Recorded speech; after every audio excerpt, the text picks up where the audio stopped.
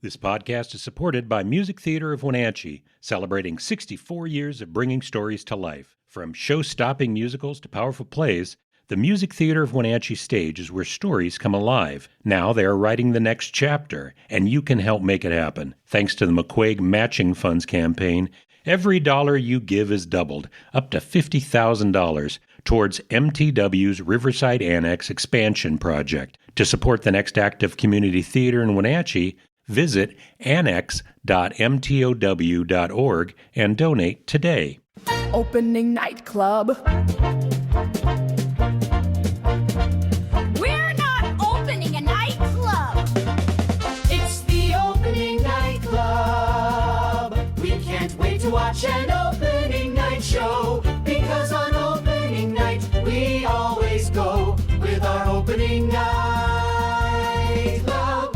Opening night club. Welcome to the Opening Nightclub Podcast. I'm your host, Kevin McKee, and this is the podcast where we celebrate and discuss theater in Central Washington. We will go with the Opening Nightclub to every opening night in the area. Well, we're in the middle of September, and opening nights have been few and far between, and we've been taking this opportunity to catch up with local theater folk. And today I am very pleased to have with me a bon vivant, man about town, gadfly, my friend, Josey Meats.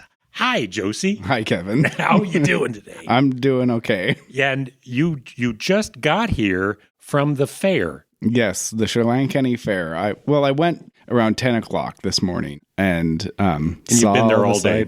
Well, I stayed there about 2 hours, and then I had to go back to the office and send some emails and deal with some Facebook post mishaps and what have you. Just outside of theater, your day job is you are a writer, reporter? What do you call yourself? Yeah, so I guess my title is reporter. Okay. The job I applied for was community reporter. And I thought that was going to be running around downtown in the Wenatchee streets, reporting on community things. And I found out in my second interview that it meant community, meaning surrounding community, so Waterville and Quincy. And so that's what I reported for my first 9 months of the job. So your beat then was Waterville and Quincy? Yes. So Waterville was for the Douglas County Empire Press, and then Quincy was for the Quincy Valley Post-Register. Okay. And still is. It's just I found ways to weasel my way into the world and create little series along the way. Well, I think you've been very successful. And I'm hoping you're getting that feedback, because the series that you're writing right now, I think it's Don't Threaten Me with a Good Time. Yeah, so in the Wenatchee World's Go Arts and Entertainment section, I write Don't Tempt Me with a Good Time. Don't tempt me with a good time. And that's kind of arts commentary, first person perspective. And it was a little off the rails at first because I had no experience writing a column per se. And then I kind of found a trajectory where it's like, go to an event and find, what does this mean to the community, right? A good example of that is like community theater. It's not perfect, but it's perfection insofar as like community efforts to put on something great. And so that's Don't Tempt Me with a Good Time, is like finding those veins in a weekly event. And ultimately, or ideally, it would be something that was previewed the previous week in Go. Mm-hmm. So then it's like, if you didn't make it, here's what you missed out on. Yes. And then the people that did make it look at it and, am I mentioned? Did he bring this up? I saw that too. One of the reasons I was kind of excited to have you on the podcast is I think we're doing similar things, where we're really trying to focus people on, there's some great stuff going on in our community. Let's get involved. Right. And so for us, we're trying to tell people ahead of time, here's all the things. If you're theater folk, this is what we think is important. Mm-hmm. And what I'm finding is I keep running into Josey at the events that I think are important, and because I think we're kind of on the same page there. Definitely. You were talking about your early stuff. The first few articles at Don't Tempt Me with a Good Time, they were pretty gonzo. It felt a little Hunter S. Thompson, which I kind of loved. Yeah, I loved it too. It was definitely inspired by that. It all started, it was almost a year ago, and I went to the Redneck Days in Rock Island. So Rock Island has two big... I've never heard of this. There's a Redneck Days in Rock Island, Washington. Yes. So Memorial Day weekend, it had been. Memorial Day weekend, they did Rock Fest. And then Labor Day weekend, they did Redneck Days. And now it's just kind of like the beginning and end of summer. Okay. So I went to Redneck Days and just had a wildly good time. And there was... They brought you in as their own... Yes, and they did goldfish races, and people that I knew from childhood were riding a mechanical bull, and weird little instances that you're like, how can you not chronicle this? So I wrote this joke article that basically talked about how trashed I got along with my coworkers at Redneck Days in Rock Island. At Redneck Days in Rock Island. And it all started because the photographer, Jacob Ford, he was like, I'm going to go and I'm going to shoot this off the clock. And then I'm just going to have art for anywhere that we need to fill later this week. And so I was like, why don't I do the same? Like, I'm not on the clock. I can write it however I want. Then I can send it to everyone as like if you need a good laugh on Tuesday. And my editor was like, if you send me any more of these, I might publish them. And I was like, well, don't tempt me with a good time. And she was like, that's what we'd call it. And then it was kind of born from there. So I stuck with that kind of like gonzo, in a way, Truman Capote, like man on the inside who like, not only would I see people that I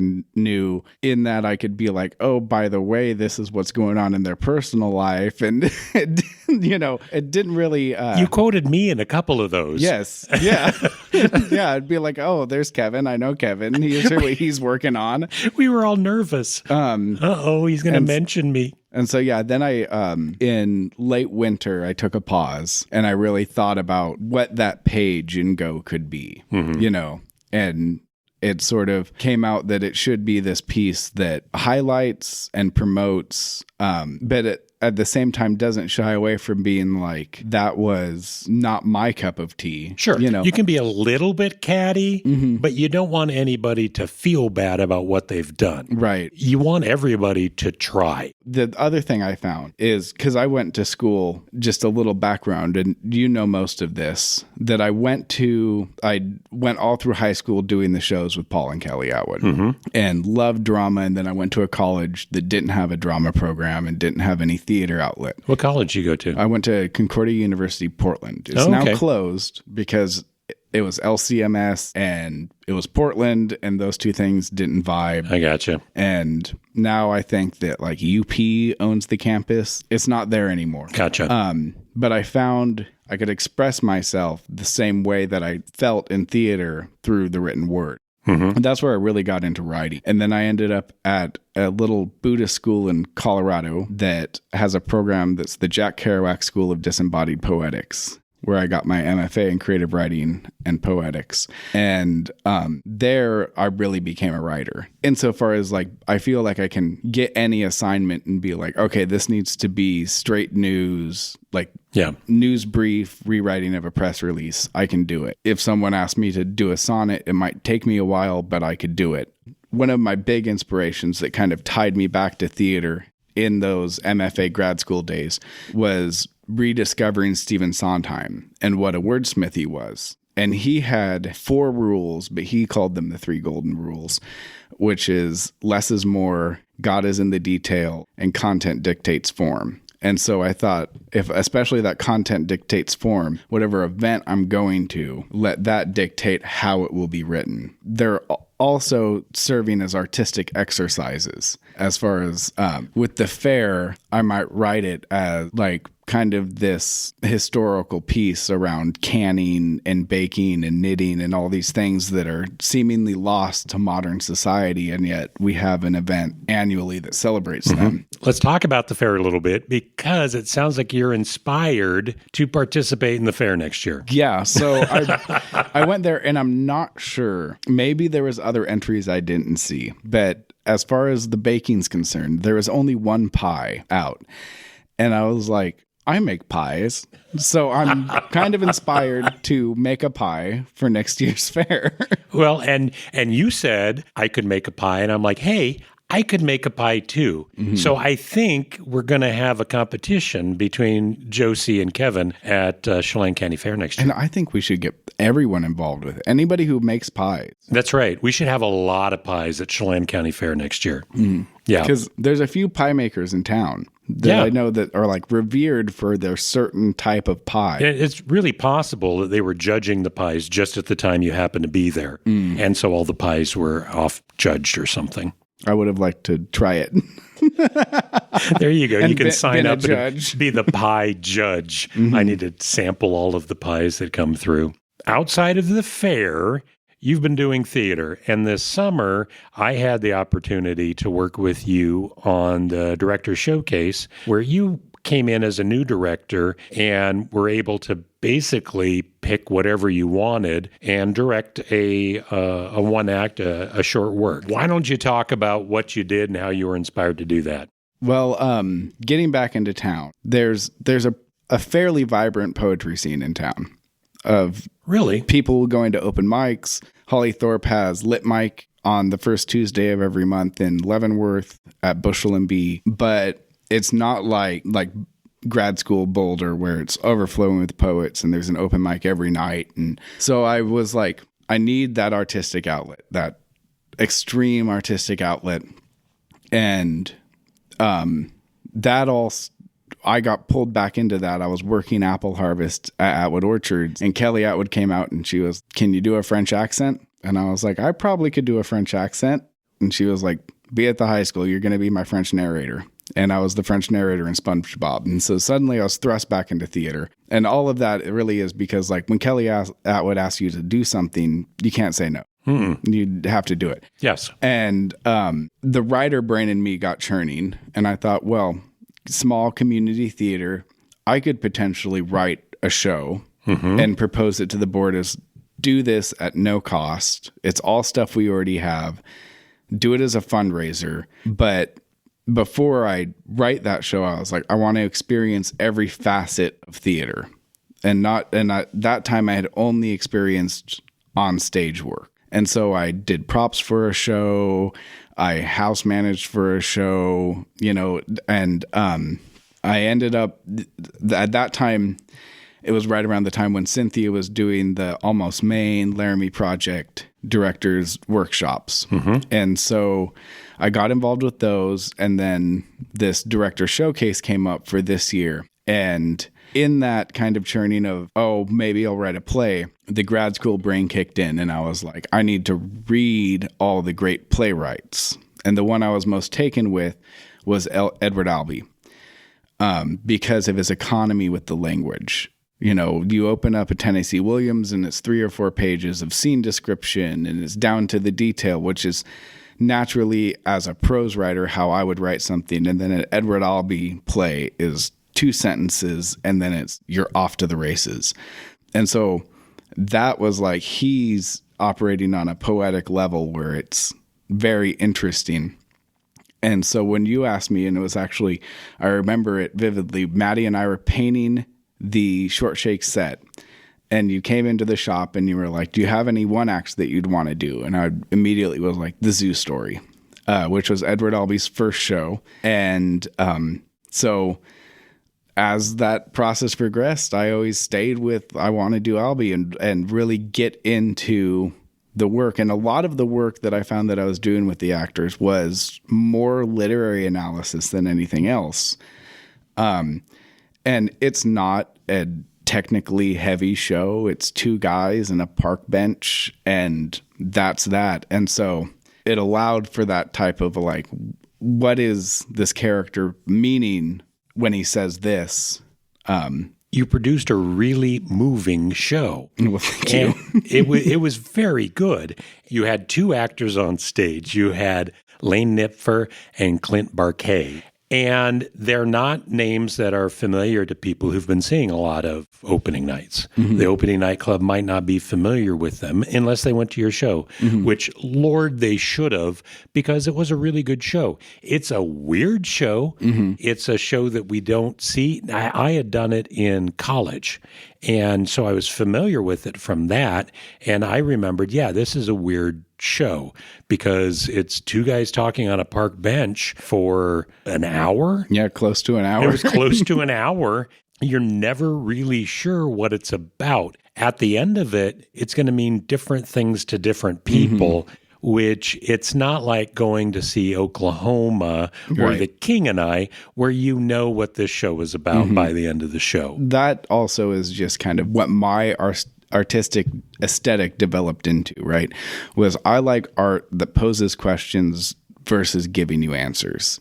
One of my favorite sayings is that art is something that disturbs the comfortable and comforts the disturbed. And That's awesome. It's this sentiment that, it's not necessarily pretty or nice or gives you exactly what you want. And I feel like the zoo story, it has this accessibility to anybody, but people walk away with it either feeling comforted or disturbed by what happens. It was something that by the end of it, everybody kind of sucked in their breath. As you talk to people after the show, everybody had something to say about it. And although it was uncomfortable, everybody really enjoyed it. Right. No, it was great. Now, I remember you had originally said that you had shows that you'd written, and I'd been approaching you about these shows that you've written. What are these shows that you've written? Are you still thinking these are things I'd want to produce, I'd want to see produced by somebody else? Potentially. And my idea around that is to take shows that are in the public domain, classics, and rewrite them specifically for Wenatchee. And my sort of subtitle of all these is the Apple Capital melodrama. One of those is, say, you take King Lear and you mix it with Chekhov's The Cherry Orchard, and you put it on an apple orchard in Wenatchee. So that's kind of the gist of these shows that I've been mulling over and scribbling at for the last 4 years now. It's very interesting. And it's something that, honestly, we need to have more original work being produced. It's really easy to sell tickets to a show that they've made a movie out of and we're very familiar with. Right. People want to go see the Die Hard musical. I pray to God there's no Die Hard music. There probably is a Die Hard musical somewhere. But those are the kind of things those are pretty easy to sell tickets to, but it really doesn't advance theater in any way. And so when we do have writers, when we do have playwrights and authors that can generate this work, that's what we want to see. We've got several playwrights that have come out of the Valley that have gone on to produce things off Broadway and on Broadway that are producing great works. And so I really do want to encourage that. And I hope that all of our listeners to the podcast, that they're interested in seeing that as well. And it's interesting you bring up Die Hard the musical, because actually... have you written Die Hard the musical? No, but it's been I don't know if it's a joke or if it's serious, but it's something every year that we bring up if we should do it for the old time Christmas radio show. Do Die Hard. Do Die Hard. Okay. I mean, I'm always lobbying for Eyes Wide Shut because I consider that a Christmas movie. It happens during Christmas as a Christmas movie, but more so as a Christmas radio show. Eyes Wide Shut would be a great radio show. Yes, it'd be a lot of silence. The Christmas radio show, I don't think has ever done anything that far out. No. Normally it's been a Christmas carol or Christmas story, right? Which this year the radio show is doing a Christmas story, and you're involved with this, right? Yes. Yeah. What's your role in the radio show this year? So my role is assistant director. Okay. So I'm helping Danielle Schaefer-Cloak do whatever it needs to be done to make the radio show happen. And okay. Now, Danny is a very good friend of mine. I've worked with Danny on all sorts of things. And I believe this fall, I'm going to be working with her on Oktoberfest. I'm back to MC Oktoberfest. Danny and I will be working to MC Holiday Spice. And I just accepted the role of Santa in radio show today. Yeah. Did you know that I was being Yes. offered that? Okay. So you probably know everybody who's in radio show this year. Yes. We won't announce but it. not off we the don't top have, of my head. We don't have to talk about it. But yeah, Danny's great to work with. Yeah, So. and actually, I think that the Oktoberfest column was the first time that you were mentioned. Yes. It was the first time I saw you, and there's quite a few people that I got in that one because, I saw Ernest, I saw Danny, I saw you. But yeah, that's fun. I'm looking forward to that. And now that I'm approaching 1 year with it, I'm thinking, how can I do it differently? Or should I find something different to focus on or something different entirely to do? Because now it's like, I don't want to just regurgitate the same thing. I gotcha. Yeah. What's your take on Oktoberfest? Do you want to serve beer? You want to get back and hand out hot dogs or I didn't even something? think about that, but actually get involved with it. Do you want to just join all of the audience participation stuff? You could do the Stein holding contest and God. talk about how difficult that is. Mm-hmm. Everybody wants to do the Stein holding competition in Oktoberfest, and it is intensely difficult to do. Yeah. People don't understand that even though it's only a pound or two, but holding your arm out for that long, you can't do it very long. Right. And I'm surprised every once in a while you would have elderly people that could do it far longer than you or I. But yeah, you might have something there talking about it would be like a sports athletic type column about the athletes. Oh, you can take that one. I needed to bring in that I've known you for 20 years or something at this point. It has to be, yeah. Back in the day when the Apple City Roller Derby was rolling around, I was the MC for that. I was the announcer, and I would call the play-by-play for the Apple City Roller Derby. And your parents were very into Apple City Roller Derby and are probably the strongest still roller skating couple in town. And they would drag you along, and my kids got drug along to all of those as well. And I think that might have been it for kids for Apple City Roller Derby. So you had to go along and watch your parents, Yeah. So yeah, they met at the roller rink here in town. Okay, that's a great story. Yeah. And so when there was talks of this roller derby, they were like, I don't know, should we go and check it out? And that's way back at the start of the league when they were commuting all the way to Soap Lake to roller skate down there. Which is the closest roller rink to Wenatchee. And Neon Skateway is the name of it. Okay. I had no idea. It was always the Soap Lake roller rink. Right. Yeah. And I just found that out a couple of weeks ago because I was looking for a things to do to put in the Quincy paper. And I was like, oh, there's that roller rink out there. And so I looked it up, Neon Skateway. There you go. And so I remember when we went out there and discovering that my parents had this ability that I never knew existed. Like they always talked about the roller rink and how sad it was that it was gone. But I didn't realize to the level of skater at which they were. And a lot of, and this isn't to disparage or say anything negative against anyone that was starting out at roller derby that had never skated before. But from my 11-year-old take at the time, it was like some people could barely skate. Yes. And they got out there and just, went, took the brakes off and went full bore, just like kind of altering. Like as you're a child, I think you have these instances where you're like, who are my parents? Yes. And that was one of those for me when it's like, who are they? Like dad's skating backwards and mom's like flying around the rink and all you can see is their blonde hair. Yeah, Leo is fantastic. He is one of those guys that I remember as a kid, you'd see people out there that were so good, and you're like, how could I ever be that good roller skating? And Leo and Roberta are fantastic skaters. Yeah, and so they got involved and they did it for the league had left Wenatchee. They had all merged into one team. They were practicing in the Fest Hall in Leavenworth. That was like the last year that they did it. And for a while, like about a year, I got really into it.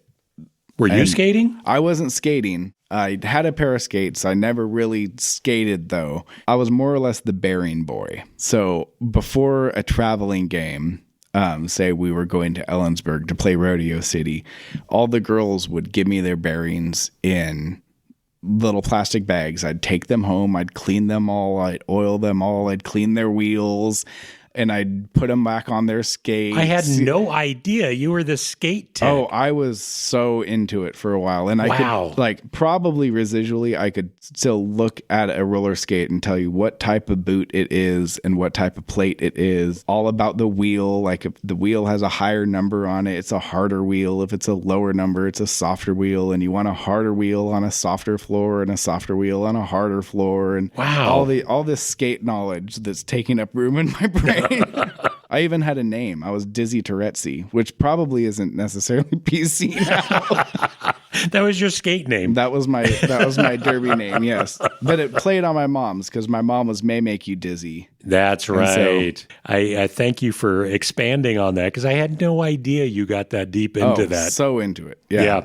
No, my kids, they've got skate gear and they know how to skate. Mm-hmm. And I've taken them to all sorts of skate. They've been out to Soap Lake multiple times. Mm-hmm. I don't know how many Wenatchee kids have been taken to Soap Lake to go skating. But Well, I'd encourage it because they just remodeled. really? Yeah. Did they So fix it's the like- hole in the floor? Yes. Oh, yeah, really? The hole in the floor and the hole in the ceiling, and I guess it's like Wow. it's still my parents' date night. They still go there. Yeah, so like if That is Friday the night sweetest thing. they want to go do something, they're getting in the car and going to Soap Lake. Wow. And I'm like, as someone who for my assignments drives to Quincy, and sometimes because Soap Lake has a flourishing theater scene also. They do. I'm including Soap Lake. Maskers, they're Yes. opening up Little Shop of Horrors.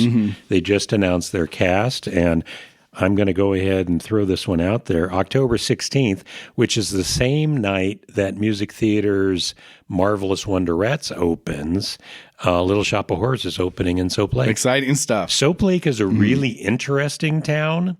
I think that they've got a lot of, we'll say, older hippies, and there's a cool arts group there. Yeah. And there's a lot of people that aren't artistic that also live there. But yeah, I work in a freighter, so I end up at Soap Lake. I'll go out to there's a Ukrainian Russian deli. I don't know if you've been out No. there. So if you go into the Russian deli, everything there is Russian. You can buy kvass, which is like, it's a rye bread beer. They make beer out of fermented bread. And they've got, there's an older woman that behind the counter that does all the food. So you can go and you can get a cup of borscht, you can get some pierogies, and I think the number 3 on the menu is sandwich. And I will go and get a sandwich, and it's really the best bologna sandwich you'll ever have. Yeah, it's really good. But everybody coming in and out I'm the only one speaking English. Everybody else is speaking Russian, Ukrainian. Wow. I really don't know. That's interesting. I'll throw that one out there. If you guys are in Soap Lake, go to the Russian deli, which is interesting, and also Sophia's restaurant, which is a Italian restaurant. They make their own pasta, and you can't get a seat. You've got to book quite a ways ahead to actually get in there. Yeah. Anyhow, Yeah. So when I was going through, Soap Lake actually recently, earlier this year, became like a sanctioned arts district for the state. I'm not sure exactly the verbiage of it, but way back, because I have all the Quincy Valley Post Register files and whatnot, way back, like probably 10 or so years, they had proposed a giant lava lamp. yes, they And were famous for it. I don't like, is that happening? Did it fall through? Is it out there somewhere and I just haven't seen it? I don't know how you maintain a lava lamp over the years. Yeah. But yeah, that was a dream of somebody out there, and they were raising money for a long time. And they got national press for the largest lava lamp in the world in Soap Lake. Keep going with it. I'd love to see it. I would too. Yeah, I love Soap Lake. Okay, I've been talking with Josey Meats, and part of the reason we've been talking today is we're kind of getting ready for upcoming opening nights because we don't have opening nights showing up anytime soon. But right now in rehearsals, we've got the Marvelous Wonderettes, which your friend and mine, Maddie Atwood, is directing. The Old Time Radio Show, and this year they're doing A Christmas Story. And Josey, you are assistant director. And apparently I will be Santa. Drunk Santa is who I will be. And I get a song. It's Yeah. a full musical this year. Oh, yeah. Yeah. Full musical. So that is in rehearsals. We're just starting in rehearsals. Holiday Spice is just starting in rehearsals. Little Shop of Horrors is at Maskers, and Puffs at Quincy High School they just had their auditions. They just cast, and so that's in auditions as well. So coming up, and these are the opening nights that are going to be coming up in the next couple weeks. I don't think we have anything next week, but we do have a film screening of Where Does It Matter at the Ruby Theater on September 14th. This was shot around, I believe it was around Leavenworth, and Rachel Powers has the lead in a short film that was shot in the area, and has initial screening September 14th at the Ruby Theater. And then on September 18th at the Bushel and Bee, we have Skylar Cuthill's show, Humans, a primer, which this will be the second time. So it's not quite the opening night. We're going to call these previews.